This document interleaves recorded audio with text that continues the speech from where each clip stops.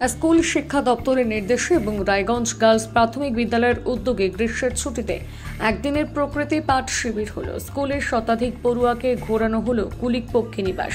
খুদে পড়ুয়াদের বোঝানো হলো নাব্যতা হারাতে বসা কুলিকদের গতিপথ সম্পর্কে। উত্তর দিনাজপুর জেলার রায়গঞ্জ গার্লস প্রাথমিক বিদ্যালয়ের ভারপ্রাপ্ত প্রধান শিক্ষক গৌরাঙ্গ চৌহান বলেন, স্কুল শিক্ষা দপ্তর গ্রীষ্মকালীন ছুটির প্রজেক্ট দিয়েছে, যার অংশ হিসেবে এদিন বাচ্চাদের প্রকৃতি পাঠ দেওয়া হলো। এরপর তারা অভিজ্ঞতার কথা লিখে একটা প্রজেক্ট তৈরি করবে।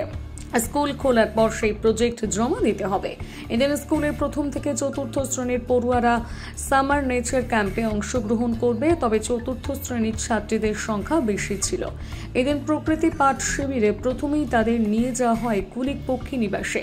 সেখানে জারুল অর্জুন সহ বিভিন্ন গাছ চেনানো হয়, গাছের উপকারিতা সম্পর্কে বিস্তারিত বোঝানো হয়। এরপর তাদের পক্ষী নিবাস ঘুরিয়ে শামুক খোল এবং পরিযায়ী পাখি সম্পর্কে বিশদে জানানো হয়। প্রকৃতি পাঠ শিবিরের দ্বিতীয় ভাগে বাচ্চাদের নিয়ে যাওয়া হয় কুলিক নদীর ধারে। সেখানে নদীর গতিপথ সম্পর্কে বিস্তারিত জানানো হয়। সেই সঙ্গে নদীর নাব্যতা সম্পর্কেও বিস্তারিত বোঝান শিক্ষক শিক্ষিকারা।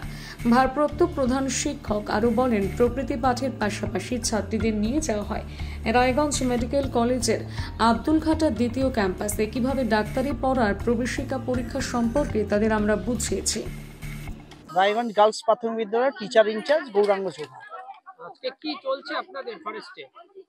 স্কুল এডুকেশন ডিপার্টমেন্ট থেকে ছুটির সময়, গরমের ছুটির সময় সামার প্রজেক্ট দেওয়া হয়েছিল। সামার প্রজেক্ট আমাদের স্কুলের ছাত্রছাত্রীরা স্কুল এডুকেশন ডিপার্টমেন্টে দেওয়ার সমস্ত সামার প্রজেক্ট বাড়িতে বসে করেছে। কমপ্লিট শেষ হওয়ার পরে আমরা আজকে সামার ক্যাম্প করছি, সামার নেচার ক্যাম্প। আমাদের রায়গঞ্জের গর্ব কুলিক ফরেস্টে এখানে বাচ্চারা আসছে এবং বিভিন্ন ধান ক্ষেত, গম ক্ষেত থেকে শুরু করে বিভিন্ন শাক সবজিগুলোকে, যেগুলো বইয়ের পাতায় তারা পড়তো, সেগুলোকে সচক্ষে দেখছে এবং গাছ, অর্জুন গাছ থেকে শুরু করে বাঁশ গাছ, বিভিন্ন ধরনের ফরেস্টের ভিতরে যে সমস্ত গাছগুলো রয়েছে তাদের সম্বন্ধে জানছে এবং তাদের উপকারিতাগুলোকে বুঝছে। আমরা কুলিক নদীকে দেখলাম, ছাত্রছাত্রীরা দেখেছে তার নাব্যতা কমে যাচ্ছে, জলের অভাব দেখা দিয়েছে।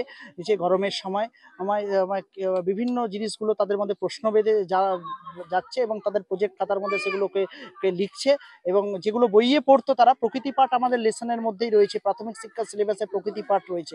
এই প্রকৃতি পাঠটাই আমরা এখানটায় ছুটির মধ্যে আমরা রায়গঞ্জ কুলিক ফরেস্টে করছি। এরপরে আমাদের ক্লে মডেল ওয়ার্ক রয়েছে এবং ছবি আঁকাও রয়েছে। তারপরে তারা চলে যাবে রায়গঞ্জ মেডিকেল কলেজের ক্যাম্পাস তারা ঘুরে দেখবে এবং তারা জানবে আমাদের রায়গঞ্জের গর্ব কুলিক ফরেস্টের পাশেই আব্দুলঘাটাতে, সেখানে তারা নেচার ক্যাম্পে তারা ওখানটায় যাবে এবং শিখবে এবং আগামী দিনের জন্য, ভবিষ্যতের জন্য তারা তৈরি করবে। কোন কোন ক্লাসের কতজন শিক্ষার্থী?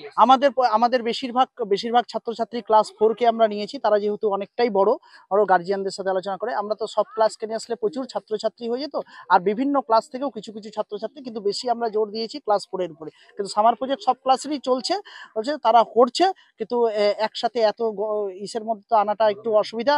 সেই জন্য আমরা ক্লাস 4 এর উপরেই বেশি গুরুত্ব দিচ্ছি এবং তারা অনেক ম্যাচিওর। তারা আগামী দিনে তারা নিজেদেরকে তৈরি করবে এবং আরো পড়াশোনায় তারা আরো ভালো হোক, সেটাই শেখার জন্যই আমরা প্রকৃতি পাঠ করছি।